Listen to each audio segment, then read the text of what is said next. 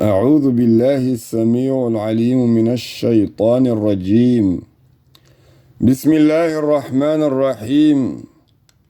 ربنا عليك توكلنا وإليك أنبنا وإليك المصير. ربنا لا تجعلنا فتنة للذين ظلموا. ربنا إنك رؤوف رحيم. Picking up with the Prophet عليه الصلاة والسلام's legendary it's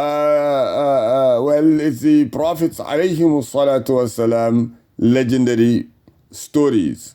And this is picking up from page number 100 and yes, that is clarified. 135. And this is the story of Prophet Joseph or Yusuf alayhi salatu wassalam. We have covered, this would be video number 26 if I am correct on that.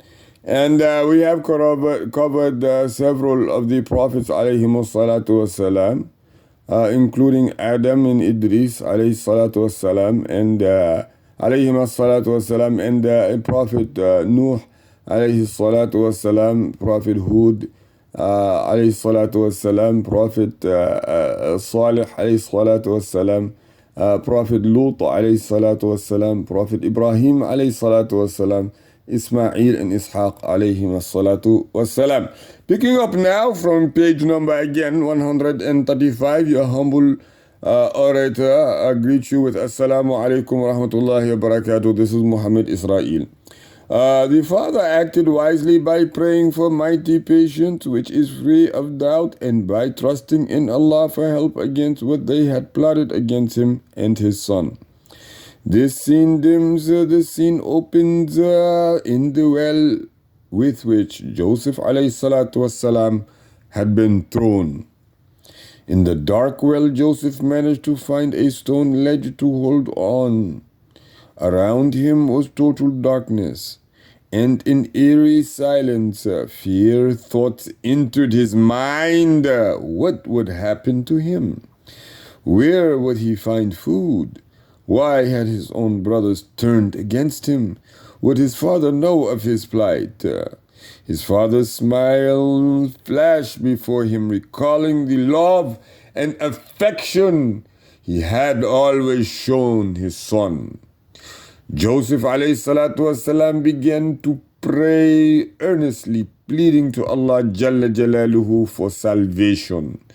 Gradually his fear began to subside. His creator Jalla Jalaluhu was testing the young man with a great misfortune in order to infuse in him a spirit of patience and courage. Joseph alayhi salatu wassalam surrendered himself to the will of his Lord Jalla Jalaluhu. The next scene shows the wide desert. At the horizon is a long line of camels, horses, and men. A caravan on its way to Egypt. The caravan of merchants halted at this famous well for water. A man lowered in his bucket. Joseph alayhi salatu wasalam was startled by the bucket hurtling down and grabbed hold of it before it could land in the water. As the man began to haul, he felt the load unusually heavy. So he peeped into the well. What he saw shocked him.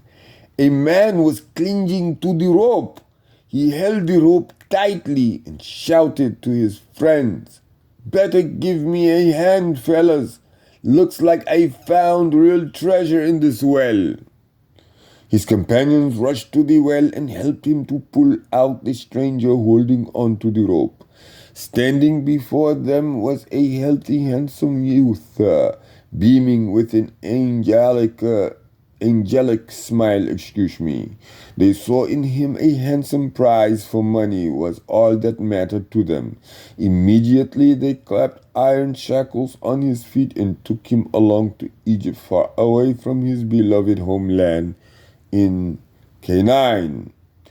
All over the Egyptian city, the news spread that an unusually handsome, robust young slave was on sale. People gathered by the hundreds at the slave market. Some were spectators, others were bidders, the elite and the rich, each one craning his neck to view the handsome specimen. The auctioneer had a field day as the bidding went wild, each buyer trying to outbid the other. Eventually, Aziz, the chief minister of Egypt, outbid all the others and took Joseph to his mansion. The Quran describes this scene as follows, and I quote, "And there came a caravan of travelers. They sent their water drawers, and he let down his bucket into the well. He said, 'What a good news, here is a boy,'" end quote. So they hid him as a merchandise slave. And Allah Jalla Jalaluhu was the all-knower of what they did. And they sold him for a low price, for a few dirhams. And they were of those who regarded him insignificant. And he, meaning the man from Egypt who bought him, said to his wife, and I quote, "Make his stay comfortable. Maybe he will profit us, or we shall adopt him as a son." End quote. Thus did we establish Joseph in the land, that we might teach him the interpretations of events. See how Allah Jalla Jalaluhu reveals the substance or the substance of this long story from its beginning, and Allah Jalla Jalaluhu has full power and control over his affairs, but most of men know not. The chains of slavery have closed on Joseph. He was cast into the well, deprived of his father, picked from the well, made a slave, sold at the market, and made the property of this man, the Aziz, the chief minister. The hazards followed in quick succession, leaving Joseph ﷺ helpless. What we see as hazards and slander is the first step of the ladder on Joseph's way to greatness. Allah Jalla Jalaluhu is decisive in his action. His plan is carried out despite the plan of others, and while theirs are still being made. So he spoils their plan, and Allah Jalla Jalaluhu promise is realized. Allahu Akbar. Allah Jalla Jalaluhu had promised Joseph prophethood. Love for Joseph ﷺ was thrust into the heart of the man who brought him, and he was a man of no mean position. He was an important personage, one of the ruling class of Egypt. Therefore, Joseph ﷺ was pleasantly surprised when the chief minister ordered his men to remove the heavy shackles from his swollen feet. He was also surprised when he told Joseph not to betray his trust. He was not to be ill-treated if he behaved himself. Joseph smiled ﷺ at his benefactor, thanked him, and promised to be loyal. Joseph ﷺ felt at ease, for at least he was sheltered and would be well cared for. He thanked Allah Jalla Jalaluhu over and over, and wondered at the mysteries of life. Not so long ago he had been cast into a deep dark well with no hope of ever coming out alive. Next he was rescued, then enslaved in iron shackles, and now he was moving freely in a luxurious mansion with enough food to enjoy. However, his heart ached with longing for his parents and brother Benjamin, and he shed tears daily. Joseph ﷺ was made the personal attendant of the chief minister's wife. He was obedient and ever obliging. With his pleasant manners and charming behavior, he won everybody's heart. Joseph's handsomeness became the talk of the town. People referred to him as the most attractive man they had ever seen and wrote poetry about him. His face carried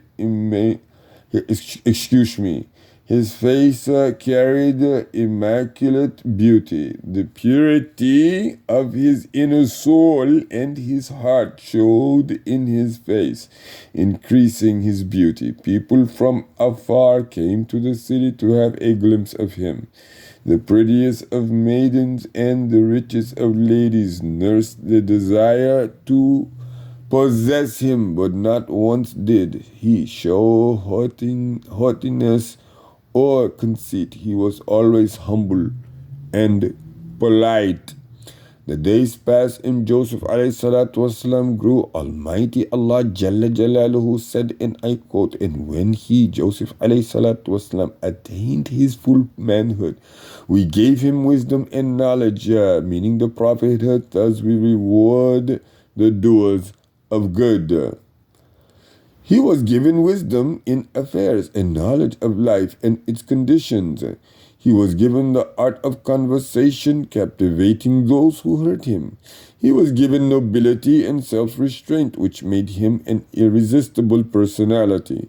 His master soon knew that Allah Jalla Jalaluhu had graced him with Joseph. He understood that Joseph ﷺ was the most honest, straightforward, and noble person he had met in his life. Therefore, he put Joseph in charge of his household, honored him, and treated him as his son. The wife of the chief minister, her name was Zulaykha, watched Joseph from day to day. She sat with him, talked with him, listened to him, and her wonder increased over the passage of time. Joseph was soon confronted with his second trial. The chief minister's wife, Zulaykha, could not resist the handsome Joseph, and her obsession with him caused her sleepless nights. She fell in love with him, and it was painful for her to be so close to a man yet be unable to hold him. Yet she was not a wayward woman, for in her position she could get any man she desired. By all accounts, she must have been a very pretty and intelligent lady. Or why would the chief minister have chosen her of all the pretty women in the city? Inshallah, we will stop here on page number 140. Subhanakallahumma bihamdik wa tabarak asmu rabbik wa ta'ala jadduk wa la ilaha ghayruk wa la hawla wa la quwwata illa billahi al-aliyyul azim. سبحان ربك رب العزة عما يصفون وسلام على المرسلين والحمد لله رب العالمين.